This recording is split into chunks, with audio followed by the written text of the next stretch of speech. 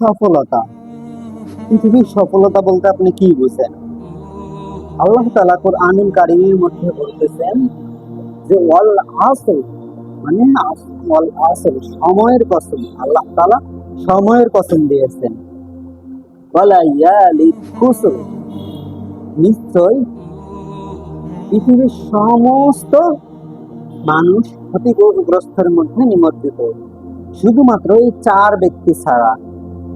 ইল্লাল্লাযীনা আমানু, যে ঈমান এনেছে, বা আমিলুস সলিহাত, এবং আমলে সালেহ করেছে, ওয়া তাওয়াসাউ বিল হক, এবং হকের পথে চলেছে, ওয়া তাওয়াসাউ বিস সবর, এবং সে বিপদে আপদে ধৈর্য ধারণ করেছে।